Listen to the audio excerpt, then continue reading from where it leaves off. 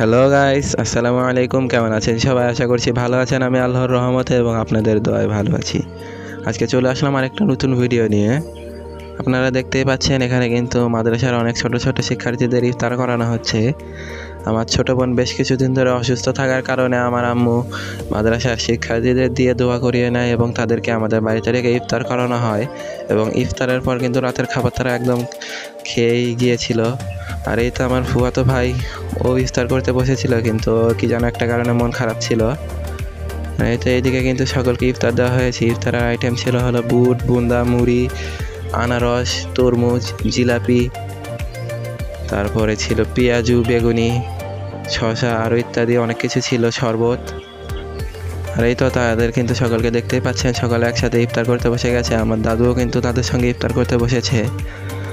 আর আমি যেহেতু তাদেরকে পানিও দিচ্ছিলাম, তারপরে ইফতার দিচ্ছিলাম, তার মধ্যে আবার নিজেও ইফতার করছিলাম, সেজন্য আমি কিন্তু তেমন একটা ভালোভাবে ভিডিও করতে পারিনি।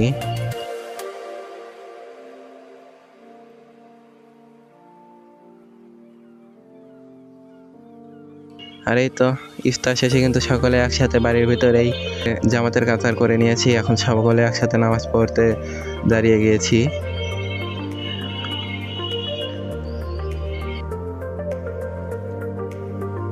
আর এই তো নামাজ পড়া শেষে কিন্তু সকলেই রাতের খাবার খাওয়ার জন্য অপেক্ষা করছে। সকলে কিন্তু একসাথে বসে গেছে। আমাদের এলাকার দু একজন ছেলেও ছিল, এই তো পাশে মাদ্রাসার অনেক কয়জন ছিল। আর এখানে আমাদের পরিবারের অনেক লোকজনও ছিল। আর এই তো আমার দাদু, সেও কিন্তু সকলের সাথে বসেছিল। আর এই তো তাদের কিন্তু খাবার দেওয়া হয়েছে। তাদের দেওয়া হয়েছিল হলো বিরিয়ানি, মুরগির মাংস দিয়ে। আর এই তো দেখতেই পাচ্ছেন সকলে কিন্তু বিরিয়ানি খেতে বসেছে। আর আমরা কিন্তু তখনই খেতে বসিনি, আমরা বাড়ির সকলে, কারণ তখন যেহেতু তারা মাদ্রাসার শিক্ষার্থী, তাদের খাওয়া দাওয়া করে আবার মাদ্রাসায় গিয়ে পড়ালেখা করতে হবে, যেহেতু তারা মাদ্রাসায় থাকে। সেই জন্য কিন্তু তাদেরকে তাড়াতাড়ি করে খাওয়া দাওয়া করিয়ে দিয়ে তাদের বিদায় করে দেওয়ার জন্য তাদেরকে তাড়াতাড়ি খাওয়ানো হচ্ছিল। আর ওই তো ওই পাশে কিন্তু আমার ফুপি সকলকে খাবার বেড়ে দিচ্ছিল। আমি যেহেতু তেমন একটা ভালোভাবে তাদেরকে খাবার বেড়ে দিতে পারছিলাম না, সেই জন্য কিন্তু আমার ফুপি বেড়ে দিচ্ছিল আর আমি এই সাইড দিয়ে ভিডিও করছিলাম। এই তো দেখতেই পাচ্ছেন সকলে কিন্তু একসাথে বিরিয়ানি খেতে বসে গেছে।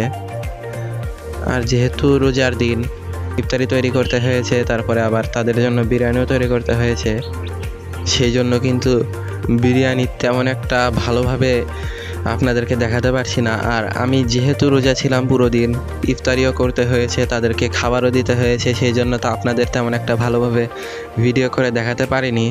এর জন্য আমি আপনাদের কাছে ক্ষমা প্রার্থী, আশা করব আপনারা আমাকে ক্ষমা করে দিবেন। তো আজকের ভিডিওটা এই পর্যন্তই। আশা করব আপনাদের কাছে ভিডিওটা ভালো লেগেছে। যদি ভালো লেগে থাকে তাহলে লাইক করবেন।